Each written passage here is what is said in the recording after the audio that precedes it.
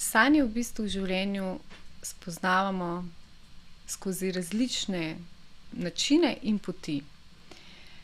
Vsekakor je to notranji klic naše duše in vedno nas vodi korak po koraku. Marsikdaj smo vodeni skozi to, da primemo v roke tudi kakšno dobro knjigo, ki nas v tistem trenutku vodi po naši najboljši poti. Lahko spoznamo skozi to sebe, svoje načine delovanja, lahko pa dejansko pridemo do neke modrosti, nekega globljega razumevanja sebe, sveta, človeštva, kjer smo in kje bi v resnici morali biti. Noč knjige je čudovit festival na Svetovni dan knjige, ki nam v bistvu omogoča ozaveščati pomen branja, pomen širjenja našega zavedanja, tega, da se celo življenje učimo in da so nam knjige lahko v veliko oporo skozi življenje, skozi takšne ali drugačne življenjske situacije in trenutke.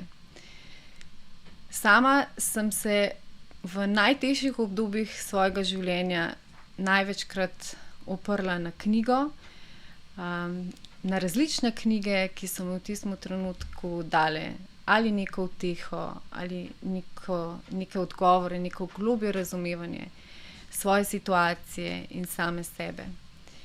Tako da v vsakem primeru, ne glede na to, kakšnem življenjskem obdobju ste, vam branje toplo priporočam. Pa ne tisto branje po digitalnih kanalih, ampak branje pristne knjige s platnicami v rokah in črkami zapisanimi na papir.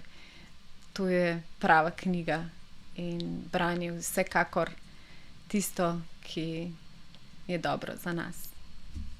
Knjiga je en tak čudovit izraz naše notranje ustvarjalnosti. In se mi zdi, da popolnoma vsaka knjiga nosi v sebi eno čudovito energijo človeka, ki je to zapisal, ki je to zbral.